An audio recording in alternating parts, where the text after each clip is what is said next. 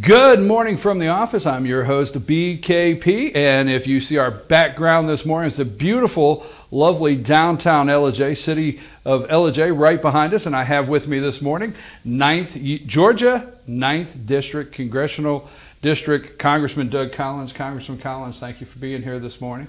Always glad to be here, Ron. You're going to spend the whole day in Ellijay for the most part. For the most part, yeah. For the most part, going to visit some areas, and we have an exciting thing. Our Playhouse, our Gilmer Playhouse, has they've been trying to get their theater done for years, and that is going to happen today. We're going to have a ribbon cutting, and you're going to be our guest speaker over there today. Yeah, for the chamber. I'm looking forward to that. It's Look forward to that.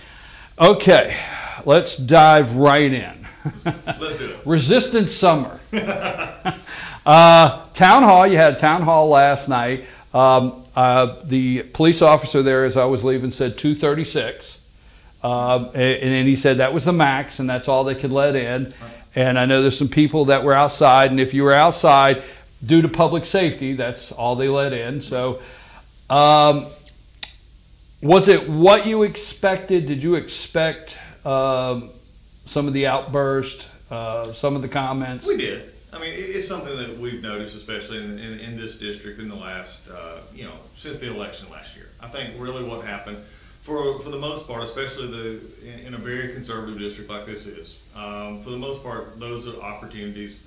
For the previous 4 years, most folks who had a more liberal perspective of life had President Obama, and there was not as much interaction or needed it for they felt like for their congressional base, except in debates and around election time. And I think what's happened since then is that with the election of Donald Trump as president, is a new conservative direction going forward, and things that they don't like.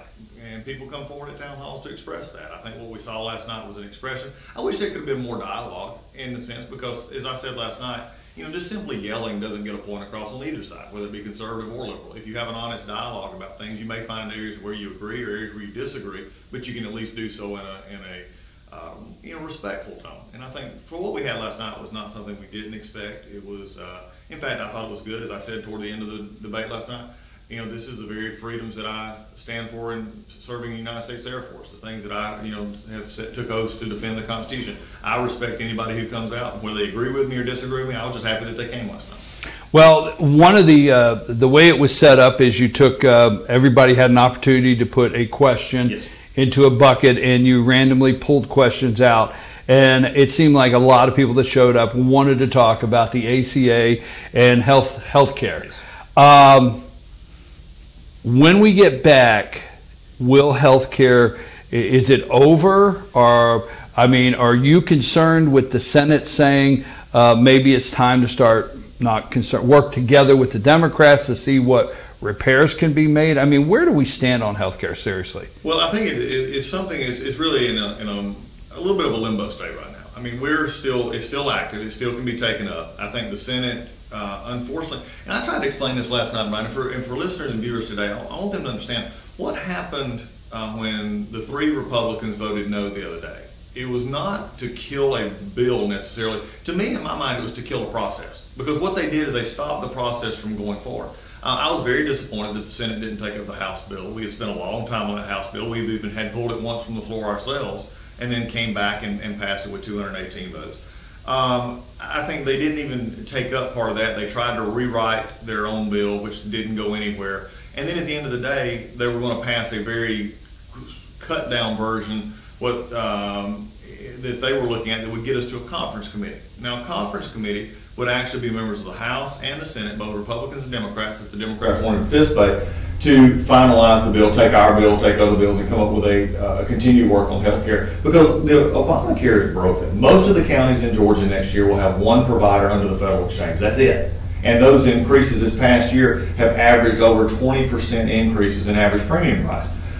For a lot of even the concerns last night that people were talking about, they can't afford. Well, they can't afford because the issues of competition and the issues of who's actually buying their health care is causing premiums to rise. We're not seeing any competition, and we're also seeing doctors and providers not willing to take the insurance. So from my perspective, I think it's still open. We still need to address health care. It's been something that I ran on. It's been something that folks who've even been there a term longer than me have ran on for 7 or 8 years now. it's not something that's sustainable. It's a death spiral. Obamacare is in a death spiral and will continue that way. And simply patching that is not a viable answer. And I think we saw a lot of concern both ways last when night. you say patching it, let me ask a question.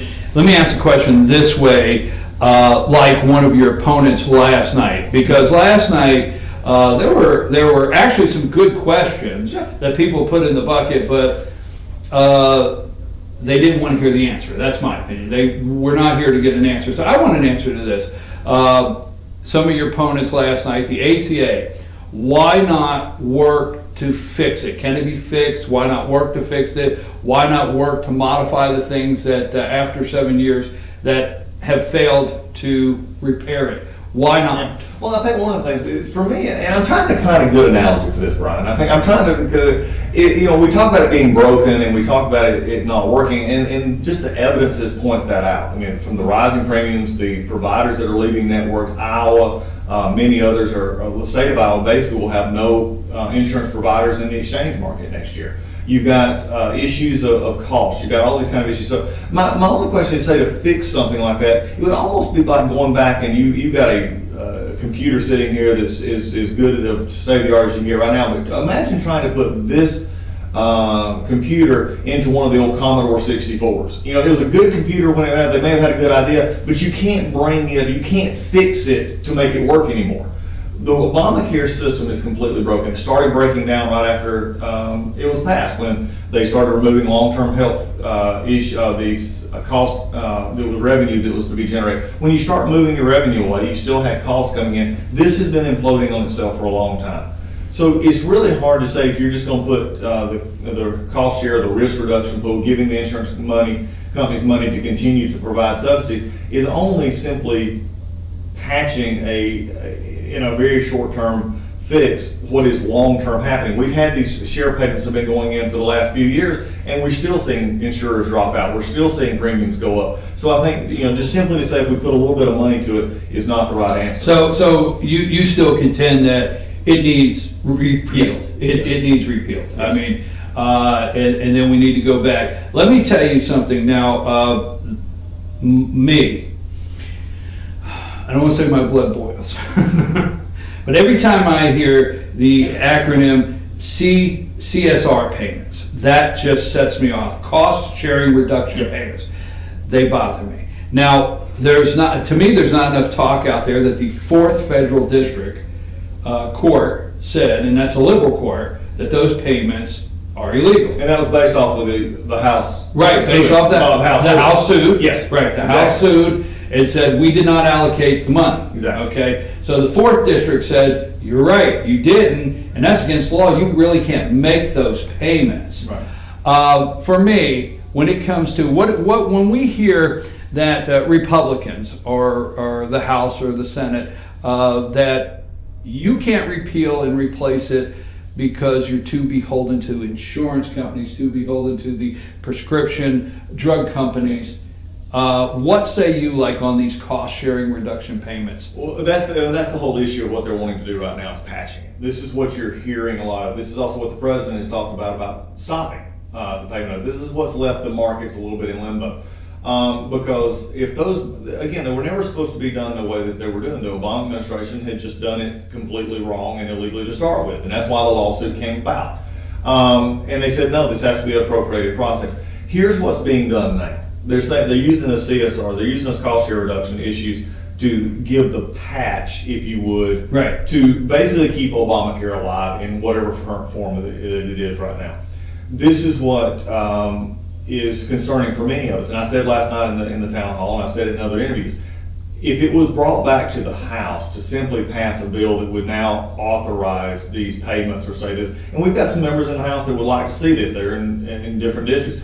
I don't think there's the votes to have that in the House. In fact, I think that would fail because simply what you're doing then is you're not only patching it in probably a very bad way, you're continuing a program that all of us realize is fundamentally flawed. Because past the cost share reductions, you're not getting into the Medicaid expansion. You're not getting into the real cost drivers that have caused not only our spending, our deficit and debt issues, but you're also still looking at a system that was expanded in many states that for people, able-bodied adults that should be able to get insurance, accessible and affordable insurance, outside of Medicaid, which was designed for age disabled and blind and poor. That's what that program was started for. And when we saw states in Ohio and New York and other places where they expanded their Medicaid pool, what they did is basically punished the age blind disabled community to add able-bodied adults at a 90% match share from the federal government, as opposed to the 60 or 65% match share that states normally get for the very groups that they're supposed to help. So for me personally, that's just a non-starter, is to come back and just say, well, let's just keep putting money into this because we can't fix it. No, maybe it's time we do our job and actually get a handle on this, and we go back and look at what we can do with healthcare. That's why I voted for, I was asked yesterday, it was at another event. I did really 3 open town halls yesterday. One was at a senior community, had about 100 and something folks there, another one in a business, and then the open one last night. And before I entered the first meeting yesterday, a lady came up to me and said that she was mad at me, and I'm sort of, in public life, you're sort of used to that. She came in and she said, I'm mad. She said, did you vote for this? You voted for this health care bill in the House. I said, yes, ma'am, I did, and I do it again. And she said, I just don't. She said, that's terrible, and she was going to work against me and everything else. I said, ma'am, that's fine. I said, but it's a broken system. You can't continue the system like it is. It's already failing people. Why would you want to continue to inflict pain on people? And I think that's the fundamental question a lot of us have got to ask now, Republicans and Democrats. I'm going to ask you this, because when I say you leave Washington, D.C., I mean, we're here in LJ, Georgia. We're here what I call rural America. And when you leave Washington, D.C., there's a thought that sometimes you have elitist, and you hear these comments, and switching over to Mitch McConnell, I just want to use the comment, President Donald Trump had excessive expectations. Now, I hope he would think he would like to roll that back, but excessive expectations of what could be done. But you yourself, could you tell our audience how many bills the House has passed, how many bills the House has set on, how many bills were ready to go when the president took office? I mean, there were so many bills ready to go to the Senate, over to the White House, correct? Yeah. Oh, right. The very first bill that was actually voted on the roll was my bill. It was the REINS Act. The president campaigned on it. It's been part of our group for the Republican policy now for like the last 4 Congresses. We passed this bill. It has been sitting in the Senate since the first week of January. Now, in the Senate, they have the 60-vote rule, they have the cloture issue, so they say, well, we can't get 60 votes. Well, they've not even had the opportunity to get it to the floor. It did pass out of committee, which is the first time we've had it pass out of committee. But the Senate is just basically deluged itself in just an avalanche of obstruction. Okay, and this is what's happened. This is why I made this point last night. We've had a lot of bills. There's 200 plus bills passed in the House that are sitting in the Senate, ranging from everything from health care, or a complete overhaul repeal of Dodd-Frank and the CFPB, the Consumer Financial Protection Bureau, which is huge in areas like LJ and Gilmer County and Fannin County, Union County, Pickens County, where you have community banks of the lifeblood, the very thing that keeps businesses going. This was something that just strangled those banks. Instead of making banks too big to fail, it said you're never going to fail because we're going to subsidize you. Our bill actually said there'll be no government bailouts of big banks. If they fail, they go through bankruptcy procedures instead of this idea of what happened, a little over 10 years ago.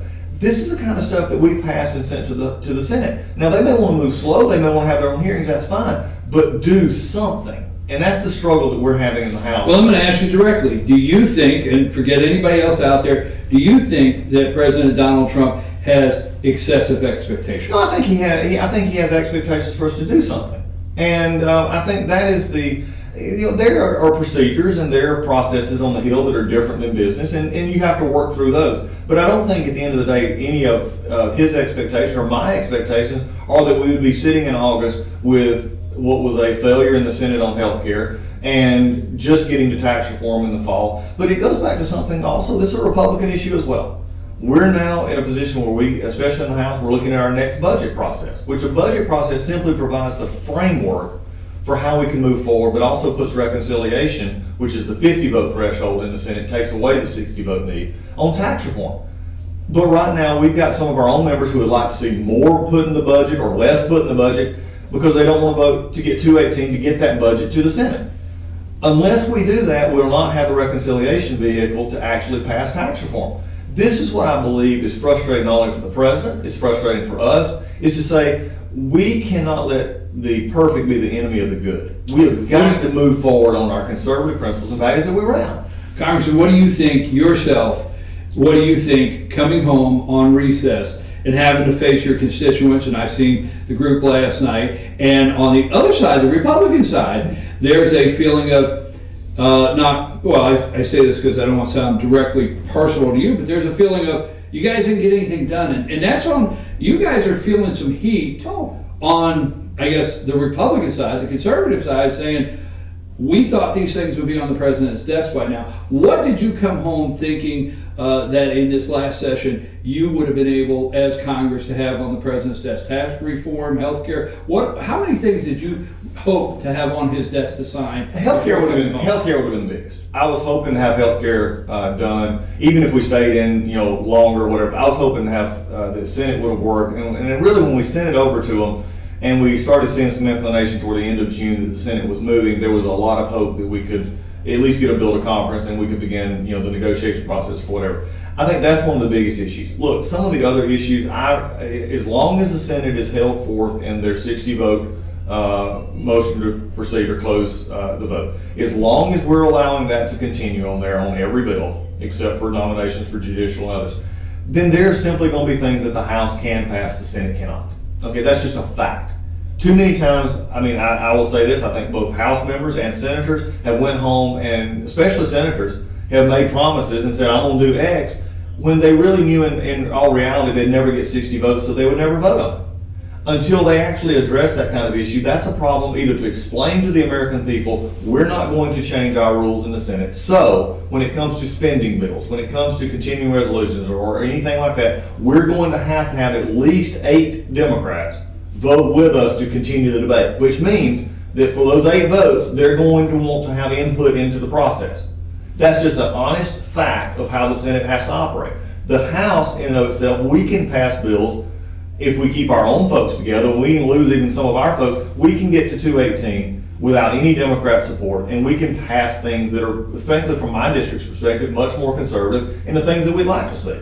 But there has to be an honest discussion with voters on both sides, and Republicans especially, that until the Senate either decides to address this issue or they just make it very clear that when it comes to these issues here, we're not changing the 60-vote threshold. We're going to have to work with Democrats on this, which gives Chuck Schumer and his group input into the process.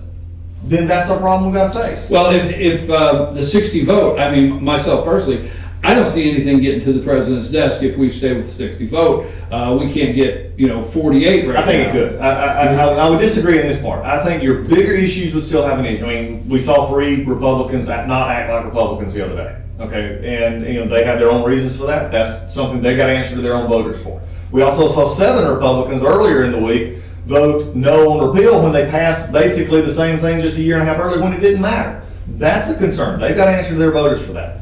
But at a certain point in time, the REINS Act, when you start looking at just normal legislation, you start looking at Dodd-Frank repeal, which could be close, but I think we could get 50+ votes on a compromise bill between the House and Senate. You look at REINS Act, you look at, just the numerous bills that we have passed through the House on partisan votes that could get 52 votes but couldn't get 60 votes. Those things could be hitting the president's desk. And I think that's where we get so tied up in the big votes, the health care, what do you want to call it? Health care, tax reform, immigration, the things that just dominate the headlines.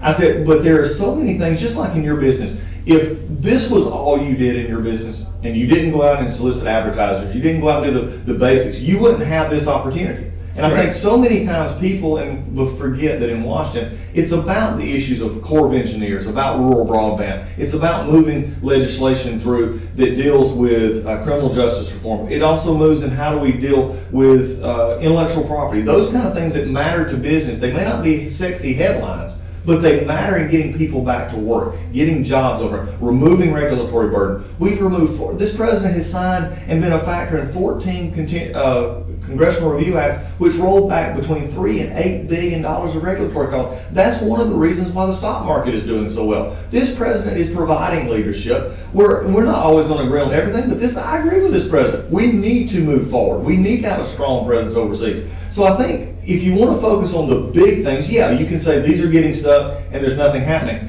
But we also have to focus on what I think it would make a difference in, is getting the meat and potatoes done. Let's get the spending bills done. Let's get our bills that we've talked about reforming the banking system. Let's get those things to his desk, and then you're going to see an uptick in this economy like you've never seen. Congressman, let's switch gears. We got a couple more topics. We got about 10 minutes left here, and I got a couple more topics I want to get through. House investigations. We have House investigations, Senate investigations. We have special counsel. We got FBI.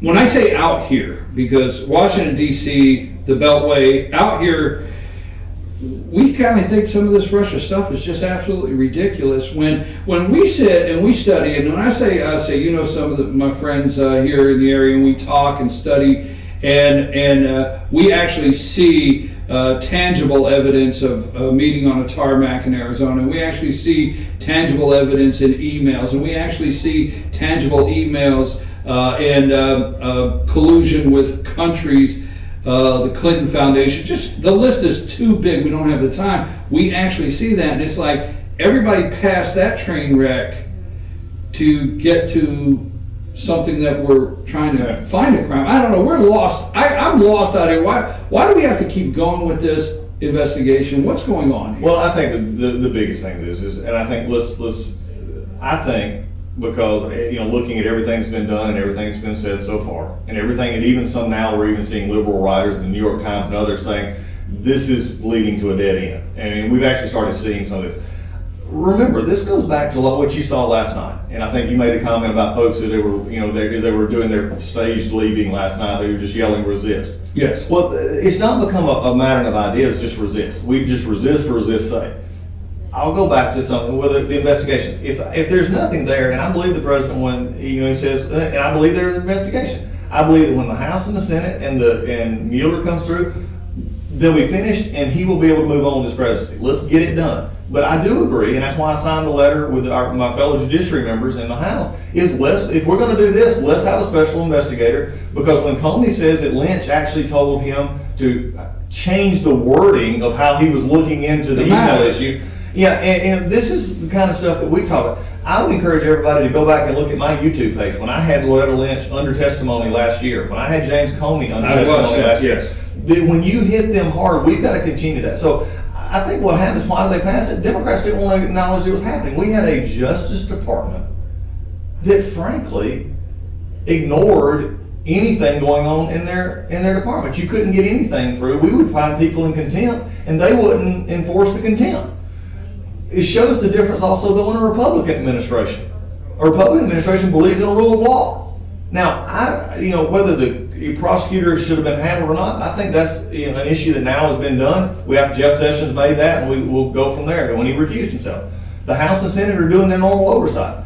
But I believe we're also too focused because they don't want to deal with the real issues. Democrats don't want to deal with the issues that they have failed ideas. That they have failed in the ideas of foreign policy, they failed in the ideas of health care, they failed in the reforms of economic development, and failed in reforms of immigration. For the last 8 years, they would rather use those things as talking points instead of solutions. And so now all they're going to do is try and hold up. And the Senate is the prime example of this. The House, they've tried to in many ways on hearings, but they don't do it as well in the House because of our rules are different. But in the Senate, think about this for a second. I shared this last night. President Obama on day one had 8 of his cabinet members voice voted on the day he was inaugurated. 8 members of his cabinet were there the first day. We had, I think, 1 or 2. It took about 2 months to fully get at least a working group with the guy from Tom Price to Tillerson to other. It took till May to actually get the entire cabinet put together. Votes are happening now in the Senate on nominees who are getting approved 87 to 10. 90 to, but yet the Democrats are forcing 30 hours of debate. which ties up the Senate's time to where they can only do 1 or 2 a week instead of being able to get the folks in place at the State Department and Defense Department where you have Obama appointees still in place. These are the kind of things that people don't see because the media is not going to report it. They're not going to talk about the obstruction. But I also blame my fellow colleagues in the Senate sometimes. They could change their rules to drop the debate time down to a couple of hours instead of 30 hours and start moving these folks through so they can get in and do their job. At the end of the day, this is exactly what we're seeing, is this resistance to just not doing anything because they have failed ideas. If they were working, people would have not. I made this comment last day I was in the House. I did the rule for our veterans bill, which has been one of the great things. The president has signed this. He's been a champion for veterans, and we're going to continue to work hard with him. And I think we've got some really good stuff that did work that now gets our veterans the care they need. They got no excuses anymore. But I was there that day, and they were talking about the heroic nature of stopping health care. I said, but here's the problem. For the last 7 years, every election that has had Obamacare on the ballot, Democrats have lost, except the president getting reelected. And I think that was a part, as much Republican fault as it was Democrats turning out to vote. When we understand that, when they've lost state legislatures, when they've lost governorships, when they've lost Congress, both the House and the Senate, and now the presidency, people do not want government-run health care. They don't want single-payer health care. And I know that was a big chant last night, single-payer health care. It would bankrupt us. Even Bernie Sanders' bill, the spending alone per year takes up everything we spend in health care, VA included. So and that's just even getting started.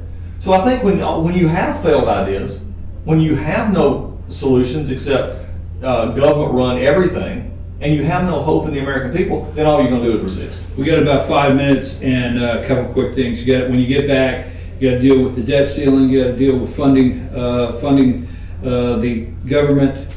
Are we going to have a government shutdown? Are we going to be able to go back and resolve something to move forward? And something else I don't hear talk about with Republicans now in control. What are we doing about reducing our debt or looking at balancing our budget? So fiscally, what is the next direction for this country? Well, a couple of big things is one is if we get our budget vote done when we get back, we have over $200 billion in mandatory cuts out of mandatory spending, that's their big driver, your mandatories. That's the Medicare, Medicaid, Social Security, your debt. If we can restructure those to where we're providing what needs to be provided, but yet doing so in a way that is not leading us toward a continual bankruptcy in this, those are the kind of things we can do actual cost savings. We're still spending less in many ways, especially on the discretionary side, than we did before the president actually came into office. Many of the debates have come down. The issues that we have now are going to be, can we get our spending bills done, get our debt ceiling accomplished? It's something that we're going to have to do. The president understands this. And what's really interesting is the president actually looks at the appropriations bills and the debt ceiling as stuff that we just have to do and let's move forward. He wants to get to tax reform. He wants to get to immigration. He wants to get to the big things. He believes this is just like every other business. You deal with what you have to do instead of it becoming this large issue. Now, we want to look at wall funding, I think is a very important part of this. I think that's going to become a very contentious bone with especially the senators and what they're wanting to approve. So I don't look for a shutdown at all. It's not something that's good for really anybody, but I think this president's going to set a tone and say, here's what we want to see in a bill, or I won't sign it, which I think will have an interesting negotiating aspect on the Hill. We can't leave this morning without talking about North Korea. We have to kind of wrap up with those two things. North Korea, Mad Dog Mattis, General Mattis, General John Kelly, President of the United States, very firm language, very direct. Yes. And the governor of Guam, I heard this morning, a lot of media is taking the president to task for his comments, but even the governor of Guam this morning said, we want a president that says, hey, you even think about it, and we're going to level, the retaliation is going to be like no other. Where are we at with North Korea to the best of your knowledge, and how serious is it this morning in this country? I think it's serious. As we've talked about even in the last few days and years, you're dealing with a leader in North Korea that is nothing more than a petulant child. He acts like a teenager who didn't get his way. He throws a temper tantrum. He's using a threat of ICBM and nuclear-tipped weapons as his banner against the world to say, I am somebody. at the same time, while he starves his own people, while he keeps his own people under basic slave conditions. This is a despotic dictator who knows no morals and no bounds. He is nothing but an absolute problem in the civilized world and doesn't belong in that world because he's chose not to be. How is that important? Because of where that peninsula sits with Japan, South Korea, China, Russia even, and its proximity to the United States. And the technology that we've now allowed over 20 to 30 years to develop. Passive indecision is what's happened with North Korea and previous administrations. I do appreciate the fact that the president is making a strong stand to say we're not going to tolerate this anymore. I think if we'd have had that maybe several years ago, maybe we wouldn't be in the place we are now with their nuclear proliferation and their work toward that. So we'll see how it works. Do you need to have diplomacy? Yes. Anybody who's ever been to war like myself, that's not where you want to be. But you also got to have a stern hand so that everybody knows where we stand. Well, there's a lot of media that comes out and says that has discussed the president's temperament, his temperament. So I want to ask you, the President of the United States, Mattis, Secretary of Defense, Tillis, Secretary of State, John Kelly, Chief of Staff, some of the people that, the top people that are in the front of this, are you comfortable this morning with who's handling everything? Very much so. Very much so with the you got the national security advisors. All of those folks are very well versed in what's going on in the world. This is not a president, especially in that arena, who has people around him that are novices in worldview. Polling, we got to bring that up real quick. We started here with all the people that supported the president, and some of the media, we won't mention any names this morning, continue to see what they can do to dwindle the support for the president of the United States. Even to this last week, some of them headlines, Republicans in the House and Senate are starting to question, do you support the president of the United States this morning? Oh, yes. I mean, we have. And look, as I said last night, and I've said this before, when there's I represent the 9th District of Georgia. I represent the values that I bring with me, and I share that. And I've always said that from a leadership role in the House or the Senate, if they're right, I'll vote with them. If they're not, I won't. The president and I agree on many, many things. I support the president. He's been elected. He's brought a different voice. Do I agree on every little, hot and jittle that ever comes up? No, but that's, I think we need to do more mandatory spending changes. The president has decided he didn't want to touch those issues right now. I think we need to, just like Mick Mulvaney, his O&B director, he and I share the same philosophy there. That doesn't mean that I don't think he's on the wrong track. I think it's that we've got to work on the things that we can work on and continue to improve it. So this idea, look, reporters during the month of August, they have one thing to do, and that is report palace intrigue. And palace intrigue is the soup du jour of the day in Washington, D.C., because they're all in D.C. with nothing else to do. So they get on the phone and they call and they say, let's see what kind of gossip we can stir today until we get back in September. Well, let me end with telling you this. One, we appreciate you coming in. We appreciate the congressman all the time. He comes in. Actually, yearly you've done this. You've done this one. This is our second time. Yeah. You've come in the studio on recess and you call in and he gives us information. The congressman calls in average about twice a month, sometimes more than that if something's going on that we need to talk to him about. So we appreciate you always keeping this district updated with us. But I want you to know here in LJ, I like Donald Trump tweeting. Yeah. And I like, and I want to say this before you leave, I like it. I know some people don't like some of the things and they say, well, I wish you wouldn't have said this. But here in rural America, the president talks to us. I can go here. I have it up.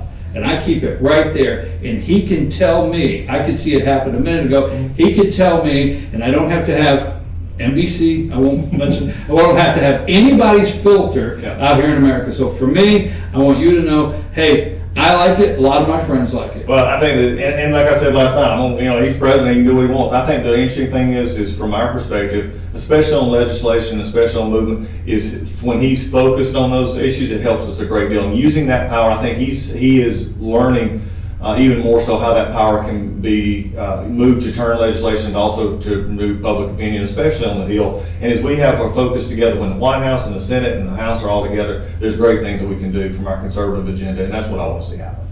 Let me say one thing, folks, before we leave, because we're going to close right now. But I do want to say, I don't know about your congressman in your district, wherever you may be, but this congressman here, you hear recess sometimes, and you tend to think they're not doing things. But I do know Congressman Doug Collins keeps the wheels turning when he's in recess, and he is all over his district. 20 counties or 19? 20 counties, and he's all over his district, touching base and seeing what's going on here at home. right? That is, every day.